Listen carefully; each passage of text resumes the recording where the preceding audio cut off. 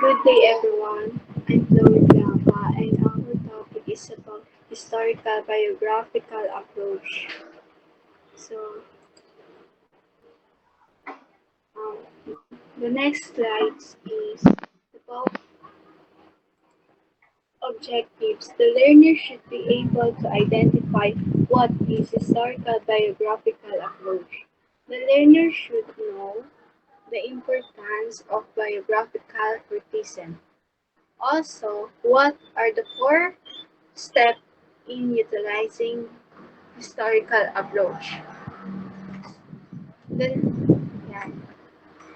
Some people say that the past should be forgiven, but sometimes the past can be a lesson.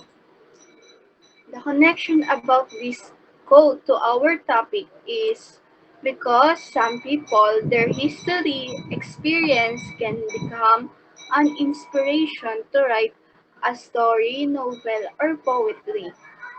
Before, it was popular with people who wrote about their life in diary.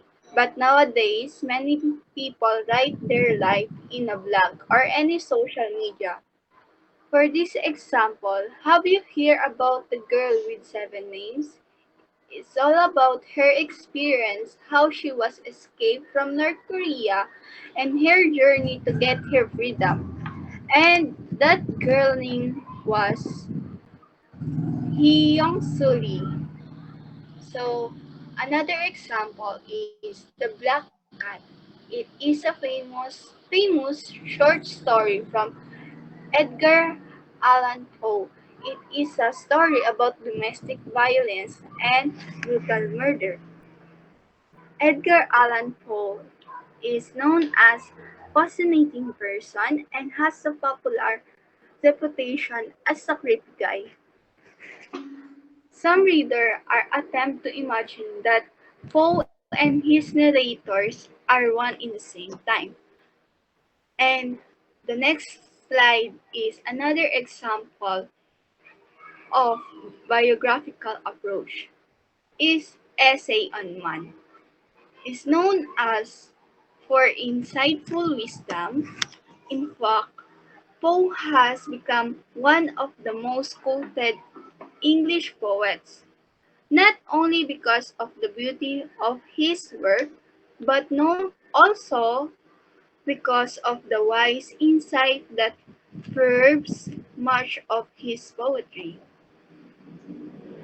To understand the poem and the impulse behind it, it is important to look at the ideas that were popular when Poe was writing. His work was part of neoclassical movement that reflect the idea of Enlightenment era.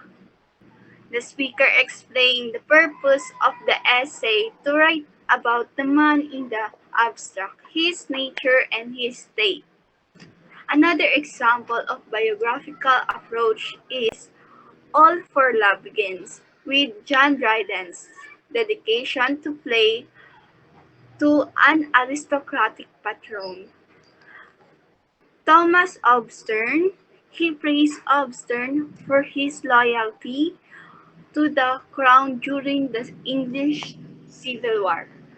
To praise leads Dryden to a larger consideration of the merits of the English constitutional monarchy, which he called the best form of government in the world. Dryden thinks that all attempts at reform are dangerous, since any rebellion strikes at the root of power, which is obedience. Dryden writes a preface about the plays, um about the play itself. The story of Antony and Cleopatra has been oft told most famously by William Shakespeare, but Dryden has made some change. For instance, he was invented new character and scripted a fictional meeting between Cleopatra and Octavia, Antony's Roman wife.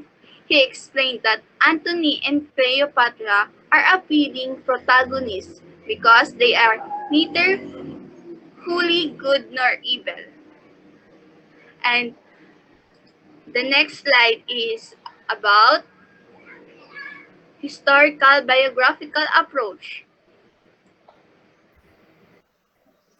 Good day everyone, my name is Arlene May Gonzalez and I will be reporting historical biographical approach. What is historical biographical approach? It is establish a bridge between the reader and the world of the author. This approach sees a literary work as a reflection of the author's life and times or the life and the times of the character in the work. This approach seems it necessary to know about the author and the political, economical, and sociological context of his times in order to truly understand the works. Its focus is on the life, times, and environment of the author, and this approach deals with the effects of these factors on the work of art. Most of literary works can be analyzed in the light of historical biographical method. A reader or a critic studies the work in accordance with the period in which the word is produced. Thus, the values and perception of the reader's own age are put aside. As I said earlier, historical biographical approach establish bridge between the reader and the world of the author. The life of the author, the historical events, and the values of his age helps us understand the work. And in a similar way, the literary work gives information of the author and his own period. This approach sees a literary work chiefly as a reflection of its author's life and times or the characters in the work. However, novels may lend themselves somewhat more readily than lyric poems to this particular interpretative approach. They usually treat a broader range of experience than poems do, and thus are affected more by extreme factors. And historical biographical approach has a advantages and disadvantages. This approach works well from some works like those of Alexander Pope, John Dryden, and Milton, which are obviously political in nature. It also is necessary to take a historical approach in order to place allusions in their proper classical, political, and biblical background. Advantages works well for some which are obvious political and biographical in nature. It also is necessary to take a historical approach in order to place allusions in the proper classical, political, or biblical background. The disadvantages, new critics refer to the historical biographical critics' belief that the meaning or value of a work may be determined by the author's intention, as the intentional fallacy.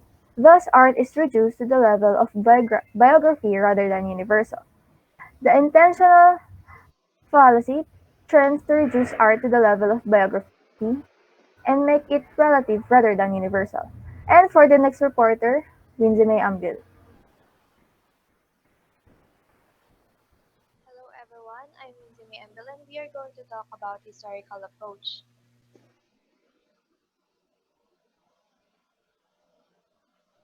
So historical approach is one of the most basic approach used in the analysis of literary work refers to the historical method of literary criticism. Historical approach is one of the method to analysis literary work in which the author, reader, and the reader comprehend the message of the literary work by remembering the moment, historic moment along with the literary work written. So, historical approach from the word itself.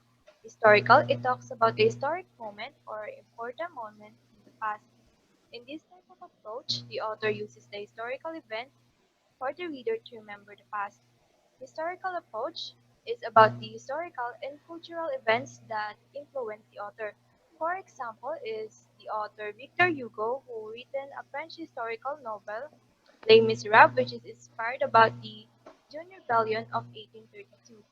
The author Victor Hugo was inspired to write the novel because he himself witnessed the revolution with his own eyes. In other words, historical approach is one of an inspired author by the historical event that the author might or might not witness. Next slide. Historical uses details about economic and political events going on to which the author produced to explain the context of literary work, interpreting a piece of literary in order to understand the time and culture in which the work was written. So, historical approach is a method where the author uses the historical event and see as a reflection and the product of the times. The author uses the details about economic and political events like in the famous Noli Me Tangere at El Filibusterismo, written by our hero, Jose Rizal. The setting of the novel was in the 19th century Philippines, specifically at Manila, during the years of a country whereas a colony of Spain in Asia where Jose Rizal exposed the evil of Spanish rule in the Philippines. This novel is an example of historical approach because the author Jose Rizal written the novel during his time the Spaniard era. In other words, historical approach is a type of approach that the author uses for the readers to travel back in time. That's all, and the next reporter will be Seria Lu Alcantara. Hello everyone, my name is Saria Lucy Alcantara and I will be reporting the four steps in utilizing historical approach and also about historical criticism. Now, there are at least four steps in utilizing historical approach. The first step is discovering the time when the poem was made. So in this step, you're going to look up the year or period when the poem was made. Also, you are going to find out what was happening to the author during that period of time. And next, while you're at it, you can go and look for any information about any special moments or event that happened during that time that were recorded by a historian. Next is step number two. Step number two is analyzing at glance whether it is connected or not between the content of the literary work and certain historical moments. So in this step, you are going to be finding out the basic, in this step, after finding out the basic information regarding the when, which what I explained in step 1, you are going to analyze those and see if there's any connection between the historical moments and the literary work that the author was making during that time. Next slide, please.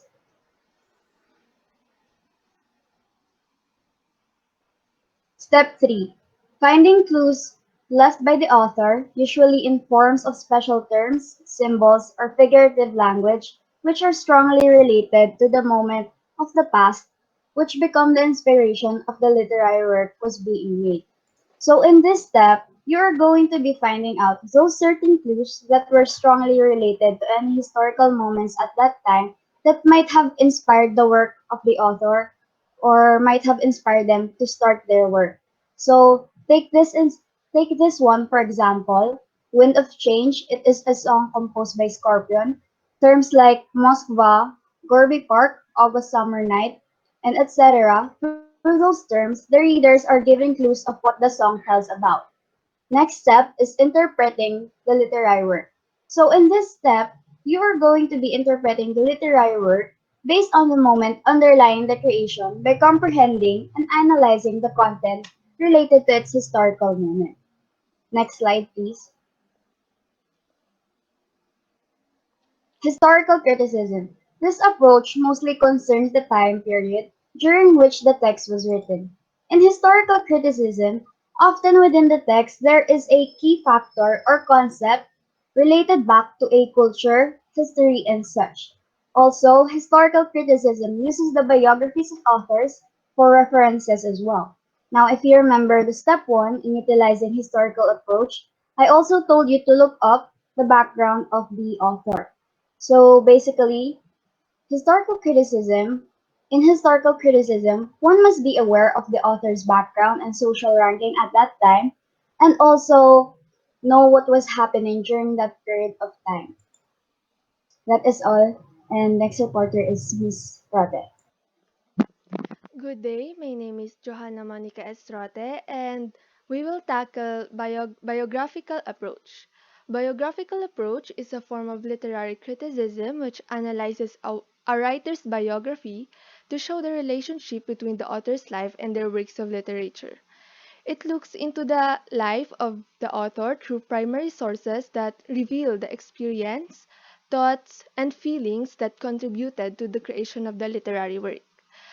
This means that the deeper understanding to an author's life is a must because it can help the readers, us, to comprehend their work more truly. And the more we know about the author's perspective, ideas, beliefs, personality, and experiences, the better we can interpret their work. Next slide, please. When applying biographical criticism, one might consider: number one, the social structure of the time period during which the author lived, the events that took place during the author's life, and also during the time period. And lastly, the author's attitude towards the society or events taking place. Because these three influence the life of the author, and it will help us understand the author more. And as what I've said earlier, understanding the author will help us interpret their works. However, there's one major weakness of biographical criticism, which is turning a character into the author. Some critics believe that sometimes this approach tends to reduce art to the level of biography. And also, the importance of biographical criticism is this approach begins with a simple but central insight that literature is written by actual people and that understanding an author's life can help readers more truly comprehend the work. Hence, it often affords a practical method by which readers can better understand the text. And this is where we will end our topic. I hope you learned something new today, and thank you for listening.